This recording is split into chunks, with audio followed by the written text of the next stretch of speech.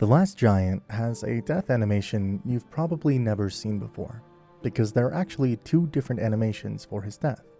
Whether you see the animation depends entirely on where the boss is standing when you finish him off. The one that we mostly see is the one where he just collapses backward. Nothing special, a normal boss death. After the last hit, he just drops dead to his knees and vanishes in a similar boss death animation that we see in the Souls series. But if you take him away and push him to the side, or if his moveset is slightly off, when you slay him after he falls to the floor, you can give him a quick smack and you see him fall forward and try to get back up. But he fails, and the Last Giant just goes away like a helpless hollow. And that's how you end the last of the giants, on his knees and crawling. The Pursuers have to be one of my favorite bosses in all of the series. His design is clean. His concept effectively conveys the sensation of, well, being hunted. And if this guy is pursuing us, your life is going to be hell.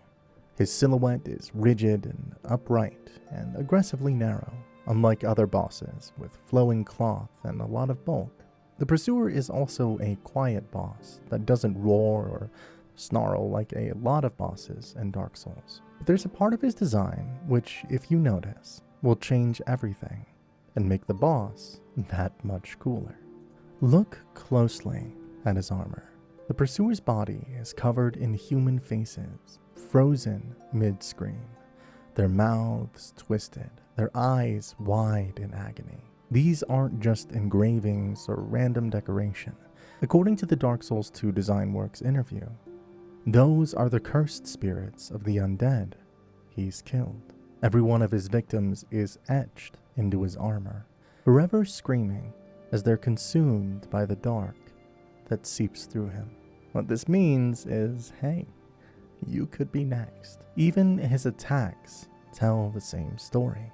When he lifts his sword and summons those floating dark orbs, it's the same energy as the Affinity Hex. That spell literally conjures the souls of the dead to chase their target. So when the Pursuer does it, he's using the restless souls bound inside his armor as weapons. His sword is cursed too. When he cuts you with it, it spreads hollowing. It's the infection that has plagued Drain Lake. His design is pure chef's kiss. The Pursuer is definitely one of the best that Dark Souls 2 has to offer. And yes, he is one of the favorites in the boss list from the community. Pursuer's design is peak character design in Dark Souls 2. If you look at the Pursuer's back, there's a little satchel that he carries. It's like a little bundle of swords and spears wrapped together. It doesn't really make sense for him to carry around human-sized weapons. They're probably the weapons of all the undead he has slain, and this just adds to his design. And it possibly might have been the weapon you are wielding too. But here's the tiny little detail that most players don't notice. There are multiple Pursuers that you face throughout the game, but one of them, the Pursuer you meet in Drain Lake Castle, doesn't have a satchel at all. This is probably a design oversight, but it's a FromSoft game, so we really don't know. It might as well represent the new Pursuers who haven't slain any undead. Hey, if you are liking this video, give us a like and subscribe because this all goes a long way.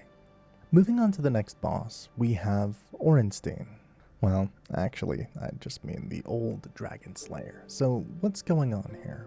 When I first encountered this guy, I was surprised because the old Dragon Slayer has the same armor, the spear, and even the same stance as Ornstein from Dark Souls 1. The same golden-plated knight who fought alongside Smo in Anor Londo. But here in Dark Souls 2, he's heavier and infused not with lightning, but shadow.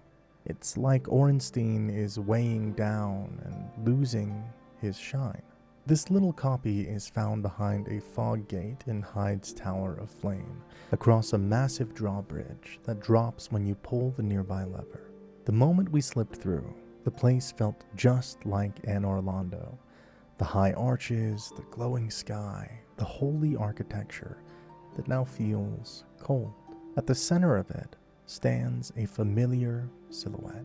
His moveset mirrors Orenstein's lunging thrusts, aerial dives, and fast recovery swings, but there's something new in every motion.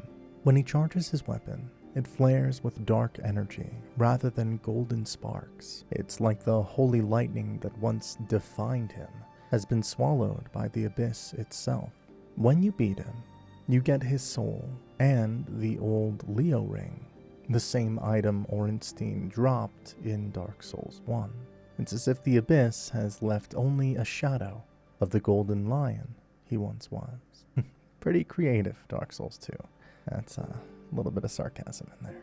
After the Dragon Slayer, we have the Dragon Rider, going with the whole dragon theme.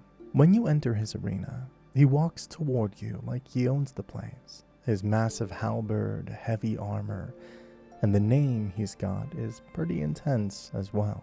However, following cheap knockoff Orenstein, you'd assume the game would give you a harder challenge, a challenge that's worth dying for. But the twist here is that the Dragon Rider is actually one of the easiest bosses in the game, but only if you know the trick. He's one of the bosses who can be easily cheesed to death if you enter his arena without pulling the two levers that expand the floor. You're left with a platform that's missing two massive chunks. You may feel like you're stuck in this small place with the Dragon Rider, but in reality, he's stuck in here with you. There's almost no room to move. The water's right there, waiting to swallow anyone who falls. Now, Dragon Rider's AI, let's just say, it's not the brightest. It never checks if there's solid ground behind it before committing to an attack. So if you stand near the edge, just far enough to bait out his long-range halberd thrust, the trap is already set. Too close and he'll swing, too far and he'll walk, but that perfect mid-range distance, that is his downfall. The moment he starts his thrust animation, don't move, just stand your ground. He pulls his weapon back, lunges forward, takes one proud step, and the next thing you know, he's gone, straight into the sea. That is how you cheese the Dragon Rider. You drop into the hold of the ship for one of the most unique fights in Dark Souls 2, the Flexile Sentry. This encounter does something no other Souls boss really attempts. The boss fight changes the arena itself into a timer that's trying to kill you. If you notice something, the area's filled with water that's shallow in the beginning. Right now, when the water is low, you can move freely, roll, and move smoothly around the boss. It's easy to dodge the sentry's attack in this stage. However, as the boss fight continues, the waters start to rise slowly. What the boss does is quite interesting. Now, as the water rises, inch by inch, every move is heavier. All your steps become slower, and your rolls sluggish. The water that is rising slows you down. Now you're slow as a sloth, trying to dodge swift slashes from the Flexile Sentry. The boss itself is a nightmare to circle. The Flexile Sentry is two warriors fused back to back. They share a spine. Both sides wield different weapons. One side wields twin curved swords that slice with speed and precision. The other swings heavy clubs that crush your guard in a single hit. When the water is low, you can dance between the two halves, but as the water rises, the fight becomes a completely different game. In this fight, you're fighting the Flexile Sentry and racing against time, because if you let the water rise too high, well, consider the boss fight over. Something that a lot of players miss about the Ruined Sentinel boss fight is that it allows you to skip one of the early hard caps of the game. It's one of the first triple boss fights, which sort of feels fair. But the Ruined Sentinels ruined my day with this fight. This boss made me shed tears because, what do you mean we gotta fight 3 of these guys all at once? If only someone had told me that this boss fight could be skipped completely, and that too without having to break the game at all. See, the Lost Bastille isn't a single linear area. It has 2 different entrances, each dropping you into a separate section of the main fortress. If you come from the Forest of Fallen Giants, you hit the main path, the one that locks you in with the Ruined Sentinels, which forces you through that boss door to move forward. That's how most players experience it on their first run. But if you enter Bastille from No Man's Wharf, consider this boss skipped. After beating the Flexile Sentry, you ring the bell on the ship and ride it across the water.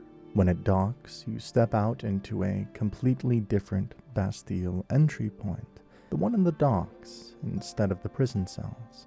This is the route that skips the Ruined Sentinels entirely. You can explore nearly the entire Bastille from this side, find Macduff's workshop, unpetrify Strayed, collect key upgrade materials, and keep progressing deeper into the game, all without ever opening up that boss door. The part that makes this even better is that this isn't even a game-breaking skip, because you're not breaking the game or glitching.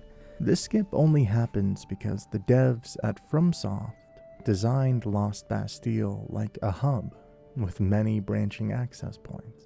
It's clear by now that the game rewards exploring and connecting the map logically. That, of course, is peak Dark Souls world design, something that we started losing as the game saw Dark Souls 3. Now, let's talk about a familiar set of faces, or should I say wings, depending on how you remember them, because everyone remembers them through the familiar wings they flap. In Dark Souls 1, the Bell Gargoyles guard the top of the Undead Parish. They're one of the first real tests of a player's skill and patience. The fight begins with one gargoyle dropping down from the bell tower, calm and manageable at first. Then, halfway through, the second one joins in, and now you're fighting 2 enemies. Dark Souls 2 brings back the boss fight in the form of the Belfry Gargoyles, but this time the devs have made them optional. They're in the Belfry Luna, which is completely different from the Bell Gargoyles fight, because this time the game makes you fight a total of 6 gargoyles. Just like the Four Kings fight, if you're too slow, you can end up fighting 6 of them at the same time. That one design change shifts the tone completely. The original was a skill check. The sequel turns it into a stress test, one that feels way too much like artificial difficulty. This is the part in the game where it feels like devs were trying to pump in way too many bosses into this single game. The Belfry Gargoyles all share one main boss bar, but each has its own hidden health pool. If you spread your attacks, you actually make things worse. The more damaged gargoyles left alive, the more enemies you're trying to manage at once.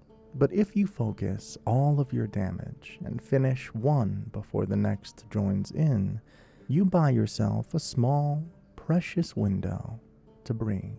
The Belfry Gargoyle fight makes us feel like the devs definitely gave up on coming up with unique ideas, because the attacks that the Belfry Gargoyles use are the same as the Bell Gargoyles from Dark Souls 1.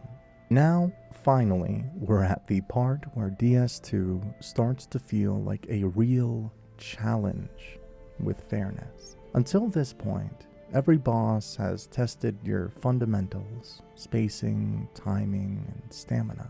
But the Sinner is where the game gets faster, because Lost Sinner is the first great Soul boss. She's the first of the echoes of the old Lord Soul from ages ago, the Lord Souls from Dark Souls 1. The Lord Sinner is inside a prison. Her arena is a prison too. She's chained, masked, waiting for you, thrashing in the dark. At first, it feels like a normal boss arena, another creepy Souls boss set piece. But when you find the Bastille key and light those scones before entering, the entire fight transforms. The Lost Sinner is fast, agile, completely relentless. In total darkness, she's almost unreadable. Lock-on breaks when she moves out of torchlight. Her attacks blur into the black, which makes you panic roll just to survive. But the boss fight becomes much easier if you light the arena. The room floods with an orange glow, the shadows vanish, and now every movement is visible. Her lunges are clear, her spacing becomes predictable. You can finally react rather than guess. In the lore, she's one of the more fascinating figures in the game. The Lost Sinner carries a great soul connected to the Witch of Izalith, the one who tried to recreate the first flame, giving birth to the Chaos Flame. The sinner's ultimate sin matches up with that. She hides the flame because she once tried to claim it. Her self-inflicted blindness, confinement, are just like Izalith's failure, repeating history in silence. When you finally defeat her, the memory of the flame stirs within her soul. The game calls it a great soul, the first real step into the deeper current of Drangleick's curse. There's a fight in Dark Souls 3 that can actually steal your stuff away mid-fight. This boss comes for your gear. Meet the Covetous Demon, Drangleick's most pitiful love story turned stomach-churning, gluttonous demon. At first glance, he looks like a brown slug trying his best to cosplay as Jabba the Hutt.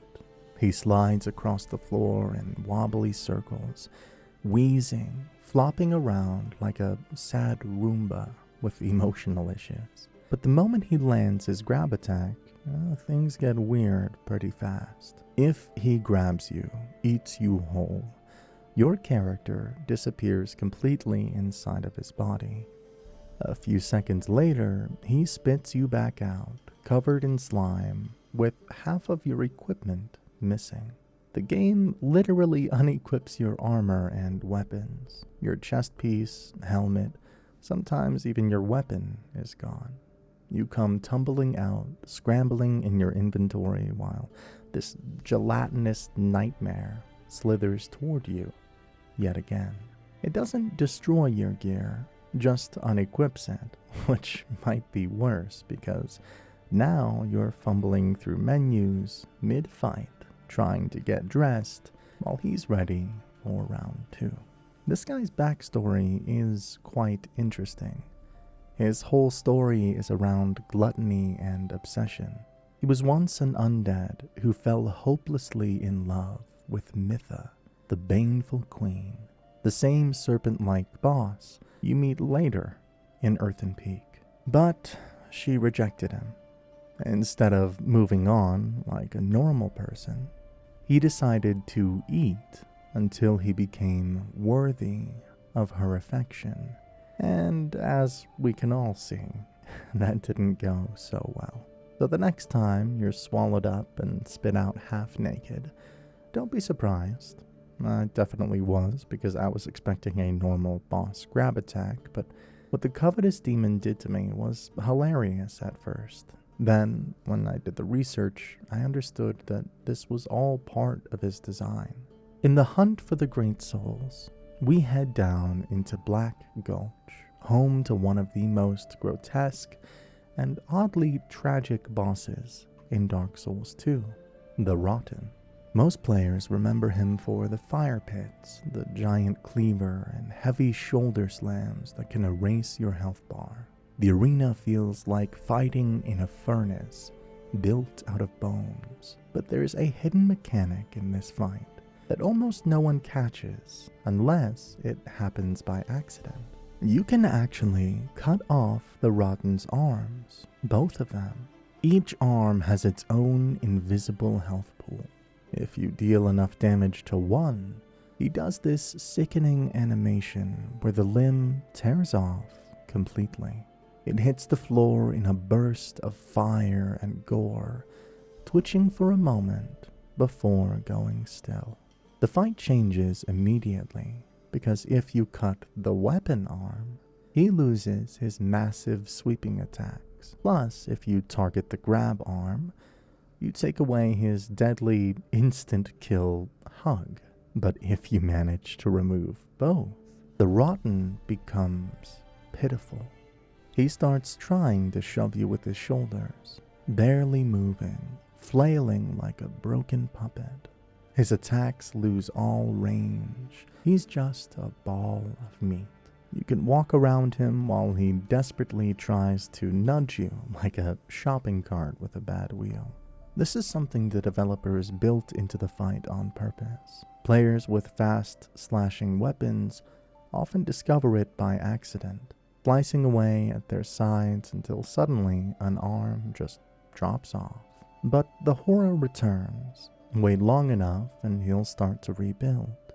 He kneels down, convulses, the pile of corpses that make up his body begin to knit together. Dozens of limbs twist, fuse, and form a new arm made entirely out of human bodies. Give him 20 seconds so that he's whole again, ready to fight with a fresh set of limbs. This tells you more about his lore than any description ever could. The Rotten is a congregation of lost undead trying to become one being. Every arm you cut away is another piece of that identity falling apart. Every regrown limb is the corpse trying to hold itself together again. Next is Najka in the Shaded Woods. You find her at the end of the ruins branch of the Shaded Woods, blocking the route that leads deeper toward the Doors of Pharaohs, and eventually Brightstone Cove, Seldora. She's half scorpion and half human. In the boss fight, just like in the real world, you stay away from a scorpion's venomous tail. The tail stays upright for a second or two, pulsing with venom, and veterans of this game will tell you not to stay away. They actually run at Najka, because this leads to one of the silliest boss cheeses in the whole game. The moment those tails hit the sand, you sprint straight at them. The collision lets you climb the tail like a ramp, so you can get on Najka's back. Once there, the fight is over, because she can't touch you or hit you at all. Her targeting can't follow you because it assumes enemies are on the ground in front of her. She rotates, trying to compensate, but you're above her, so her tails are useless. The spells she has can't touch you either. When you're on her back, you're essentially untouchable by her. But what about the little burrow that she does? Well, that doesn't happen either, because the game still thinks that you're engaged with her. So then she starts spinning away helplessly, like a Beyblade. And while she's spinning away like that, you smack her to death with ease, and she dies a miserable death. And once you have ridden Najka and killed her, the story wants to turn quiet for a moment, because this fight was supposed to land heavier than it does. In the version we play, Najka rules the Shaded Ruins, and Man-Scorpion Tark waits nearby as a conditional summon. You need the Ring of Whispers to even understand him. If you exhaust his dialogue, he tells you he and Najka were made by a master who went mad from loneliness. Tark calls her his better half, but he still asks you to end her life. After the kill, he thanks you with a fragrant branch of yore. When Duke's dear Freya falls, he acknowledges that you have finally slain their creator. It feels like a small tragedy, with two cursed creations given the mercy of death. But the game was once planned to show more. Nazca's skull pendant is modeled, and she wears it, but the final game doesn't talk about it. Earlier content, which was cut from the game, points to why that silence feels strange. Nazca and Tark were conceived as a pair in design terms. The team drew from Quelaag. Early ideas had two scorpions attacking together, with one large female and a quicker male. That was the original boss design. The shipped game kept the boss idea but split them apart. Tark survives only as a summon if you know how to hear him. The paired encounter becomes a ghost of itself. Cut content researchers found unused sequences tied to the two of them. One striking version shows Tark taking Nazca's skull necklace after the fight. In this cutscene, the pendant stops being an unexplained decoration and instead becomes a token of their bond. Something he carries once you have done what he asked. Some reconstructions mention multiple outcome variants, often summarized as 4 versions. The exact branching is hard to pin down, but the presence of Nazca and Tark are well documented. The game was once planned to pause, let you feel it, and acknowledge their link on screen before pushing you on to the next fog gate. Seen through that lens, Nazca's arena, her unfinished body, makes even more sense, because you're stepping into a story that almost showed its heart and then went quiet at the last minute. Since we're already picking at the edges of her arena, there's one more nasty little trick hiding. See that corpse hanging from the tree on the leftmost edge of the sandpit? It's guarding exactly one item. The game makes you earn it, because hitting it, throwing things, or shooting arrows doesn't work. The trunk is invincible to you, because only Nazca can knock it down, which means the only path to the item is to make Nazca, the boss, hit that tree trunk. The cleanest method is pretty simple. Wait for her to burrow, stand right next to the tree like a brave fool, let her erupt under you. That hitbox is massive, so it snaps the trunk clean. You can try to lure tail swipes into the bark if you want a style on it, but the burrow pop is the reliable option. Once she breaks it, the body drops, you grab your prize, and the prize is exactly one flame butterfly. Players remember freezing the first time because they had risked a surprise uppercut from a giant scorpion just to earn a portable torch. If you missed it and already kill her, well, that's tough, because the tree becomes immortal after the boss dies. Your only option is to burn a bonfire ascetic, bring Nazca back stronger, and try the stunt again for the same single flame butterfly. Let's talk about the Vendrick fight, or more specifically, the moment Vendrick was revealed to us. Throughout the game, Vendrick is discussed, revered as a king with great power, with a promise for a great fight. But what we see is just a husk of a man who once was. What's left of him is just weakness and hollow. You walk into that dim, echoing crypt, and there he is, the king of Drang Lake, hollowed to the bone, dragging a sword twice your size, with the same energy as an undead hollow. He won't even look at you unless you strike him first. It might just be the saddest aggro in the series. In that fight, Vendrick has a ranged curse attack, which most players never see. Tucked inside of his kit is a hex that fires a dark projectile, a curse that drifts out from the man who can barely lift his eyes. Most players never see it. You blink and the fight is over.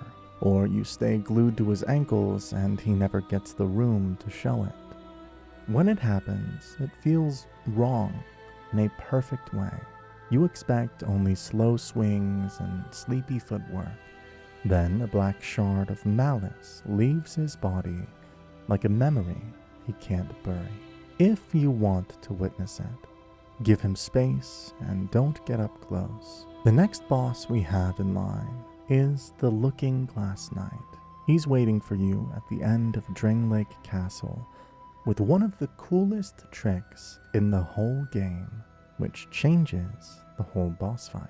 When the shield darkens and the knight plants his feet, the fight is not just you against him, because the glass turns into a door.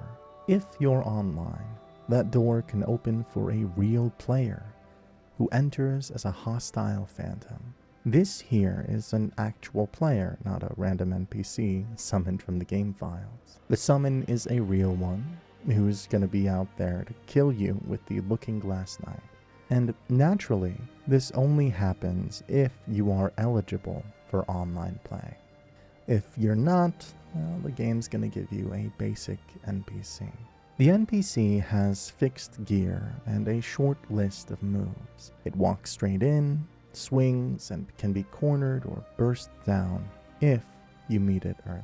You can bait its roll timings and force it to cross the knight's arcs so the boss hits its own helper. Delete it quickly, and you reset the fight to a clean one-on-one. If you keep your pressure high, the knight may not get a second cast, but the mirror knight can cycle more than once if you let the knight breathe. If you stand back and backpedal across the rooftop, you let him do the channel. But if you stick close, you can interrupt the cast with a stagger or a forced reposition. Think of the mirror as a meter you're draining by standing your ground, and every time you panic roll backward, you're filling it up. Regardless, this is one of the coolest boss mechanics in the whole game. Deep in Brightstone Cove, Seldora, the path narrows into webbed tunnels and opens onto a cavern that looks like a cathedral of silk. And there, you meet Duke's dear Freya, a colossal two-headed spider whose whole body is armored with misery. The fight asking you to weave space between her legs and time your strikes into those twin weak points, while the bulk shrugs off sloppy hits and punishes impatience with a flash of light and a bite that ends your run, or you can breathe. She matters because she carries a great soul. The moment you bring her down, the game hands you the soul of Duke's dear Freya, and a clear step forward in Dranglake's long errand. And the arena makes sure you earn it, since the floor is alive with smaller spiders that skitter from the edges and nip at your ankles while you're lining up those headshots.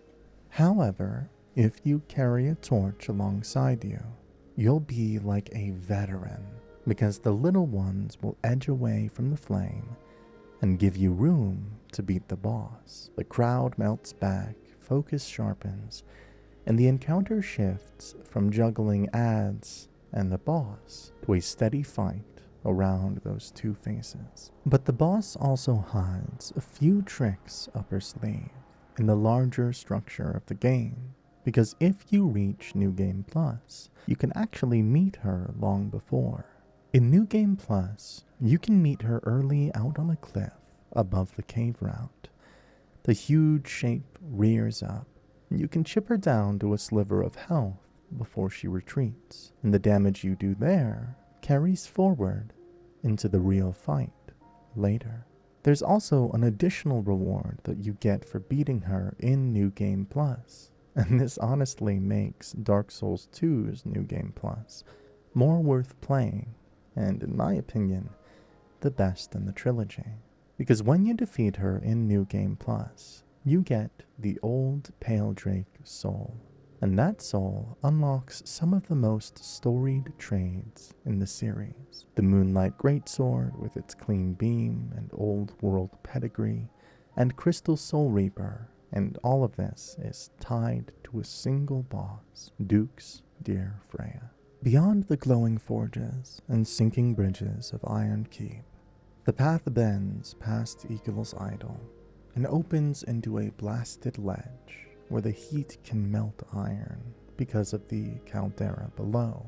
And there, the old Iron King resides, a colossal horned beast pushing up through molten metal with wings that steam as they lift, his body sheeting liquid iron that slews away in bright orange wings, while you stand on a slab of stone barely large enough to walk.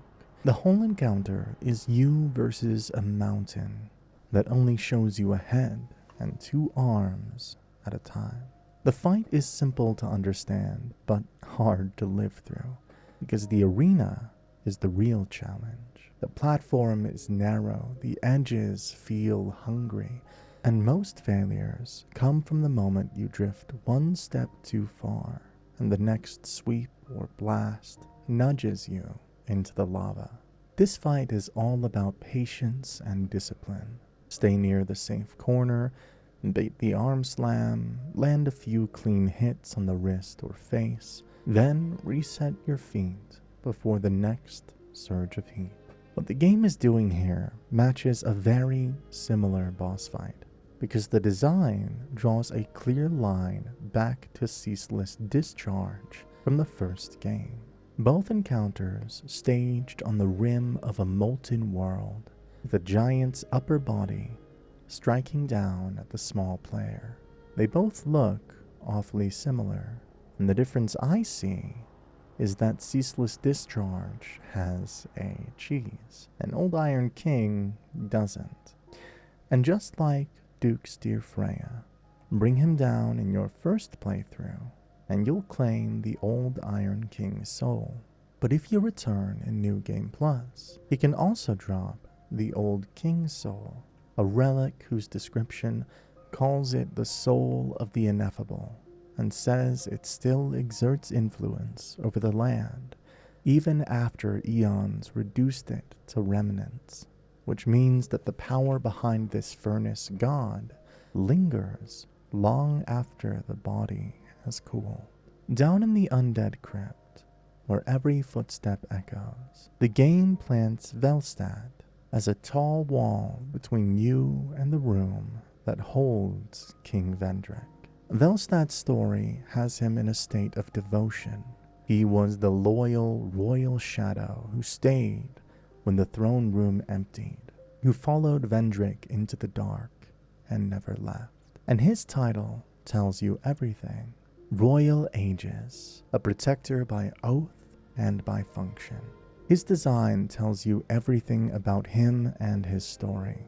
Heavy ceremonial armor with the shine worn away by years of tomb dust. A bell-shaped great hammer, so the weapon acts as a symbol of this place. A reminder that in this crypt, every ring draws consequences, and every ring draws the dark closer. Expose him to enough of that dark, and he shifts into a corrupted phase. His wings grow heavier, the air grows thick with that ash-colored fog, his holy veneer strips away, until the Guardian looks like he's been breathing the same poison as the rest of the crypt. And it all feels right for a knight whose loyalty outlived the light he swore to protect. Here's the approach detail most players miss. The bell corridor before Velstad is not just for atmosphere. A specific hollow can ring the bell and flood your path with extra pressure, which turns the run into a mess of phantoms and spellfire. But if you hunt that hollow down first and silence him, the bell event never triggers. The gauntlet stays clean, and you reach the Royal Aegis on your own terms, a tiny act of control that makes things easier. Velstad is also connected to an old Dark Souls 1 covenant, the Warriors of Sunlight.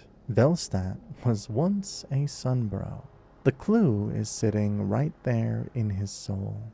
You can transpose it into the miracle sacred oath, and the description says it was devised by warriors who served the god of sun, a buff that lifts attack and defense for you and anyone standing with you. Later description for the same miracle in DS3 matches with this connection again, calling Sacred Oath a miracle of those chosen by the Sunlight Covenant, and telling the tale of the sun's firstborn, alongside a faithful first knight and a brave dragon slayer, a connection that invites you to draw connections between Velstadt and the old heroes, with Orenstein as the dragon slayer and the firstborn as the nameless heir, while the faithful knight could read as the very model Velstadt tried to embody. His armor fills in the rest of his story. It says the gear was originally soaked in miracles and is now soaked in dark, the result of standing watch in the crypt for too long. And it calls him a knight from a faraway land who was lured to Drang Lake and forgot why he came, which opens the door to the strongest theory players carry into the DLC spaces, that his origin points toward Shova. Piecing all this together, Velstadt is a Sunlight Knight whose oath outlived his memory, a man who carried a Covenant's tale into a kingdom that would swallow it, and a protector who stood so long in the dark that he was consumed by it. Talking about Shova, the path through Shova bends down into the sanctum depths where the air feels cold. There, Alana waits, the crown of the Sunken King's true trial, set just before the route that climbs toward the eternal sanctum.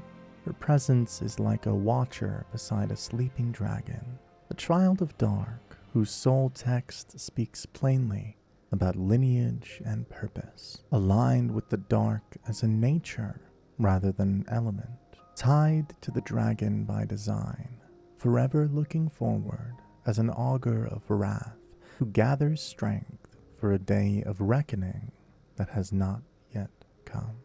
Step through her fog, and the fight turns into a caster stool that keeps rearranging itself under your feet. Walls of hexes and incantations that punish, gangs of skeletons or those squat boar-shaped terrors, arriving to pull your lock-on away from the real danger. Every moment driving your attention away from the boss to the summons. But the special reveal that defines the encounter lands, because Alana's summoning is not limited to scraps and distractions. Sometimes the circle flares, and the familiar shape of the Royal Aegis steps out of the dark, Velstadt's bell hammer raising as if the undead crypt had grown a door into Shova, and the room becomes a true two-boss fight, with real weight behind both threats. Your camera pulled between a queen of curses and a named guardian. That one possibility is why the community treats her as a fight with multiple versions, rather than a single version, because any run where Velstadt answers her call changes the fight into something else. At the very top of Dragon Shrine, past the Drake Keepers and the Dragon Knights, the path opens into a wide stone court where the rain and wind feel quiet, and the ancient dragon waits. And what immediately sets this encounter apart is that you can walk straight up to the creature and speak, a calm exchange where it places the ashen mist heart in your hands, a key that lets you step into the memories of long-dead beings across Drang Lake, from the giant memories in the Forest of Fallen Giants to a dragon memory in Brightstone Cove, Seldora, which means the same figure the game frames as an optional boss is also the gate you must pass to finish the memory sequence that drives the story forward. You can ignore the fight and still complete your journey, or you can stay and challenge it And if you bring the ancient dragon down, the body yields a soul of a giant and a petrified dragonstone, a practical lure for anyone building boss soul weapons, since that bone feeds their upgrade. The lore keeps nudging you to doubt what you're looking at. Item text and stray lines of dialogue circle the idea that this creature is playing a role rather than preserving dragons. Many theories link it to Aldia's work and call it made rather than born. The Dark Lurker is a secret boss that requires a very specific sequence of things you need to do. You only reach the Dark Lurker through Dark Diver Grandal and his Pilgrims of Dark, which means joining the Covenant, finding all 3 Dark Chasm of Old portals tucked throughout Drang Lake, and proving yourself inside each abyssal pocket before the game even allows the fight to exist. Inside the arena is a dark chasm. The Dark Lurker is a being of the abyss and the dark, a calm figure that fights with white-edged sorceries and slow ritual gestures rather than roars. And the duel turns on one famous reveal. Mid-fight, the body splits into 2 copies. There's a real trick buried in that reveal. The split can be interrupted if you stagger Dark Lurker right as the animation starts. Enough poise damage at that instant will cancel the divide and buy you more time before the room becomes a 2-target problem. Which is why heavy hits and well-timed aggression can turn a doomed pull into a clean finish.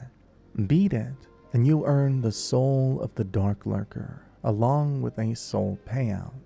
That soul trades for Climax, the hex that burns every soul you carry, to cast once with everything you own, a perfect Covenant reward. The final test before the ending, they start to reveal themselves, the Throne Watcher and the Throne Defender. You meet them together at the end of the Throne of Want, after you've pushed through Drang Lake Castle and opened the final approach with the King's Ring. They step forward in unison, one blade held high, the other low, and the arena settles into a measured duel that looks simple until you understand the rule that actually decides the outcome. They can bring each other back. Kill one while the other stands, and the survivor can resurrect the fallen partner, which turns a clean kill into a reset unless you're ready. You can chip them both down to low health, watch their spacing, and you finish them within the same window, so there's no time for a revival. If you get greedy and tunnel on one, the other buys space, casts the revive, and the fight begins again. However, there may be a difference in the outcome, depending on some of the things that you've done in the past or not. The giant's kinship may change what happens in the fight. You earn it in the memory of Jay after bringing down the giant lord, proof that you have walked through the past and taken victory from the war that ruined Drang Lake, a mark that the giants recognize you as the one who ended their champion, and a signal to the game that you're ready for the final sequence to wake up. Carry the kinship into the Throne of Want, and the chamber refuses to rest once Watcher and Defender fall. The air grows heavy, and the next figure steps forward, because the world now accepts that you have closed the old wound in the memories. Return here without it, and the fog will not return, because the throne is waiting for you to finish that duty first. Back to Sholva. At the very bottom, after the Dragon's Rest bonfire, the walkway opens onto a cavern where the air tastes metallic and the stone is stained green. There, Sin rises from his slumber, the the dragon the sunken king built a city around. The reason sanctums, seals, and lifts exist at all. A sleeping god that was meant to be left alone. The lore for this boss comes straight from the game's own text. Yorg's ring says Sin carried poison that had brewed within him for ages, and when Sir Yorg struck him, that poison spread all over Shulva, which is why the DLC has toxin everywhere, both for story and atmosphere, and why the arena is green and toxic. The fight's identity is poison. His breath lines the floor with clouds that linger and punish greedy rolls. Puddles force you to route your path rather than push forward.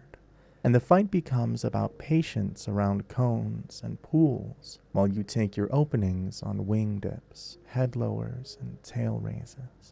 There's also the durability damage that surprises first-timers and makes the fight unique. Weapons melt here because Sin chews through durability at a rate most bosses never touch, which turns tool management into a part of the design. The fight is long enough and armored enough that a single tool rarely carries it clean, so your inventory becomes your endurance bar just as much as stamina or Estus. One quick tip that saves your steel: 2 parts of Sin take far less durability punishment than the rest of his body, and both are worth forming your offense around when the window opens. Aim for the head during breath recovery or after a landing, because his head hits drain much less durability, and the damage window is short but clean.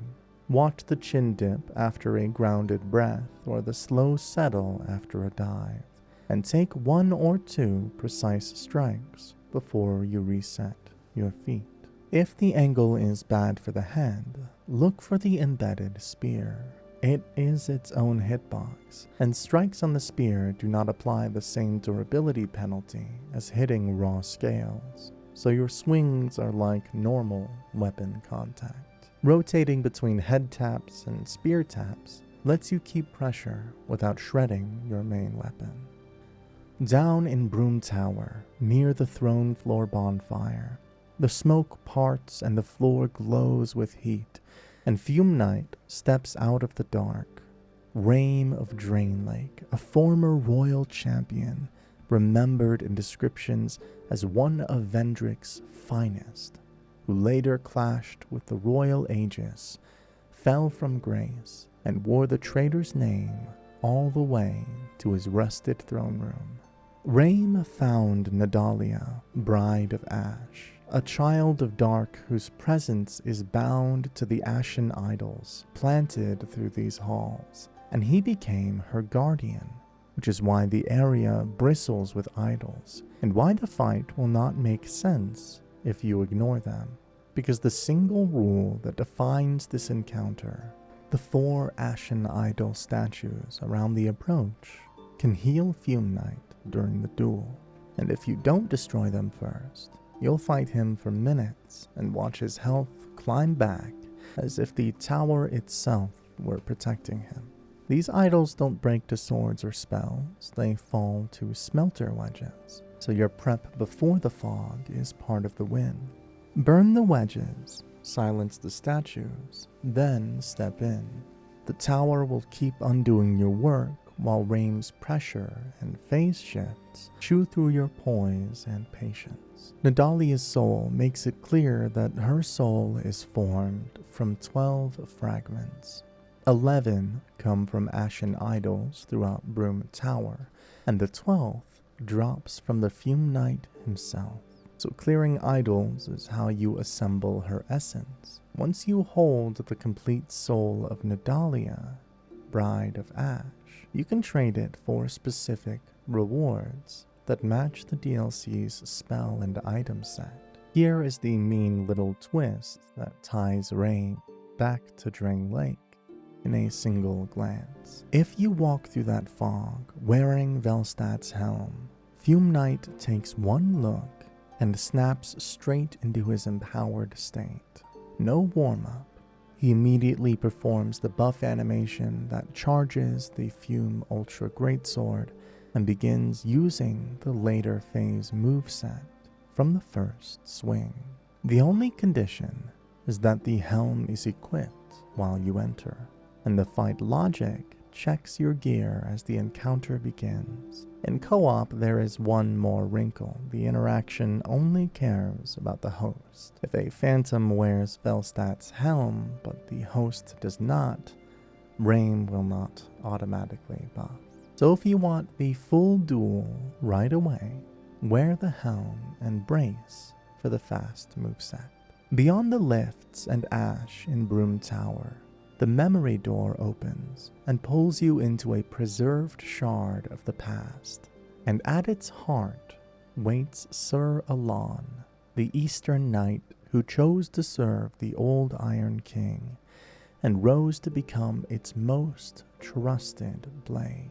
You need the Ashen Mist heart to enter, and you need to reach the memory entrance inside the DLC, which is why every attempt begins with a run through that burning fragment before you can touch the fog. The duel is as clean as Dark Souls 2 gets. Fast katana spacing, short punish windows, and instant punishment for greedy heals. It has no gimmicks or tricks that Dark Souls 2 usually has. It's a measured fight where every step matters, and the room feels like it's holding its breath with you. Here's the part that made Sir Alon legendary, because he has a secret death animation, a ritual farewell that only appears if you defeat him without taking damage. End the duel perfectly, and he kneels, drawing the blade across his own body in a single precise motion, and falls in a final act of warrior's honor. It's more than a flourish. It's the fight acknowledging how cleanly you met him, a last bow from a knight who lived by discipline and left the stage the same way. The snow lifts, and the path hardens into ice as you climb toward the Grand Cathedral in frozen Elam Lois. And there, Ava waits on the approach, the king's pet, planted as the test that decides who earns the right to step inside. The first trick is that Ava can simply not be there in a way your eyes can understand. Enter the fog without the eye of the priestess, and you'll be fighting an invisible beast on purpose, claws carving white arcs out of empty air, while you swing at footprints and breath trails. The eye's description says it allows one to see the unseen. Once it's in your inventory, the fight resolves into its proper shape. Ava becomes visible, and even the summon signs appear on the snow where they were missing before. The game quietly insisting that the fair version of this duel begins with sight. In lore, Ava served the Ivory King as one of 7 beasts given specific duties, and this one was charged with guarding the king's beloved Child of Dark, which is why the boss sits here.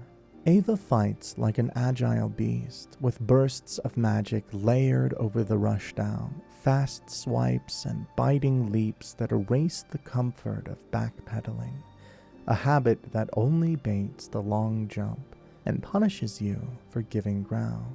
There are the homing soul mass variants that blooms above her shoulders and waits a second before hunting your roll, delayed projectiles that turn sloppy blocks into chip and corner you if you forget to cut angles. Just like Sin, there's a corrosive effect that accelerates weapon degradation more than a normal fight. Not as brutal as Sin's damage to durability, but real enough that a spare blade or repair powder turns a tight win into a controlled one. The road that breaks most players before the fog even shows itself is the frigid outskirts. You reach it by taking the coffin near the expulsion chamber bonfire, in Frozen Elm Lois, a quiet ride that dumps you into a whiteout where the world disappears every few steps, and the run to the arena becomes a fight of its own, as blizzards erase the horizon and the frozen reindeer crash through the snow to punish anyone who loses the line. At the end of that gauntlet waits the duo, built from the same fast, beast-like moveset as Ava, all slicing rushdown laced with ice magic. Only now, it's 2 pets instead of 1. The fight opens with a single cat on the field, then escalates when the partner joins. Here's the unique fact that defines the encounter once it heats up. When one of the pets enrages, the other can slowly regenerate health during that state. It's not dramatic at first, but it adds up. The recent veteran routes push toward aggression and refuse to give long rest. The ice breaks, and the floor gives way to the old chaos, the furnace beneath Frozen Elm Lois, where the portal fog glows, and the ground looks like it remembers a disaster. This is where the burnt ivory king waits, but the fight does not begin with him. It begins with a battlefield. The encounter runs in 2 acts. First, a portal war. Charred Lois Knights march out of rifts. The rifts don't stop on their own. They stop when they're sealed. Second, a duel. The king enters only after the portals are dealt with and the area steadies. That structure is why preparation decides everything. You can recruit friendly Lois Knights before you drop in, and they are the key. Your allies meet the charred knights, hold the line, and then sacrifice themselves to freeze a portal shut. Each seal means fewer enemies to juggle, and fewer open rifts by the time the king steps through. Protect them in Act 1, and Act 2 becomes clean and beautiful. Lose them early, and you meet the king while you're still fighting the room. During the opening, keep the field under control, pull aggro off your allies, collapse quickly on stragglers, and escort a knight to a portal when the ice begins to frost around the frame. Each successful seal is a permanent win for the attempt. When the last rift goes quiet, the music shifts and the burnt ivory king descends. On rare runs, if the king drifts too close to a portal, at the exact moment a Lois Knight freezes it, he can die instantly to the ceiling. It's uncommon, but it is possible. When the fire itself starts talking to you, because Aldea, King Vendrick's elder brother, turned hermit scholar who stepped out of Dranglake's founding years and went into a manner of experiments, a figure whose title, Scholar of the First Sin, is etched on the game. You meet him first at the last primal bonfire room you reach, that is still unlit, as you close the loop on the Great Souls. Then again at the entrance bonfire to the Undead Crypt, where you see Vendrick's retreat, once more in the Dragon Shrine bonfire room. Each time the dialogue stretches, a new set of questions about whether humans are props on a stage, whether a lie will remain a lie, even when spoken by kings and gods, and whether you still desire peace, knowing the world's answers tell that the cycle is still repeating. If you want him to stand in your way at the very end, you must meet him in those prior locations and exhaust his dialogue, and you have to defeat Vendrick before you defeat Nashandra. Kill Nashandra first, and the run can end without ever offering Aldea as a final encounter. If you later return to the crypt, carry the kinship and the memory of a fallen king into the throne. With those conversations completed, and the scholar rises after the queen, turning the finale into an argument you fight, as much as a boss you kill. And if you carry that through, You can choose the route Scholar of the First Sin adds to reject the throne and step away from the loop instead of simply wearing its crown. Aldia's Keep is the house where his answers were built, doors that yield to the Aldia key, halls packed with chimeras and caged things that prove he tried to experiment his way out of destiny rather than govern or wage another war. A contrast with Vendrick that the game draws cleanly. One brother who tried to rule the problem until it consumed him, and one who tried to unmake the problem and became a bonfire's voice. And by the time you face him in the Throne of Want, the shape of the question is clear. Will you accept the cycle as written, or will you refuse even the comfort of a scripted ending and walk into a future the world has not seen repeated yet? The last voice of Drangleic steps forward. Nashandra, queen in name, the figure you first glimpse in human form at Drangleic Castle, speaking sweet warnings from afar, and the one who finally reveals herself in the Throne of Want.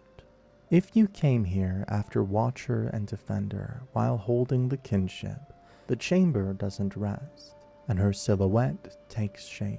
And in Scholar of the First Sin, the story can reach further still, because Aldia may rise after her if you've met his conditions. The fight itself is as much about the room as the Reaper, a scythe that sweeps in 1 to 3 cuts, and a heavy overhand that leaves a long recoil. Dark magic that fires beams as a wrath-like burst, depending on how her hand gathers the shadow. A ring of small curse fountains that choke the floor and shrink your safe space until you destroy them. Each can be shattered in a single swing or cleared by rolling through, but the moment you erase them, the duel opens up and angles return. As the final test in the Throne of Want, Nashandra steps from the shadows you helped clear, a queen by title, yet a shard of Manus by nature, drawing you in with a voice that once steered Vendrick to ruin, and now wields scythe arcs, dark beams, and curse fountains to compress the arena into inches. That is what the final boss of Dark Souls 2 looks like. And this was our journey into the world of Dark Souls 2 bosses. If you like this, check out this video on the bosses of Dark Souls 1.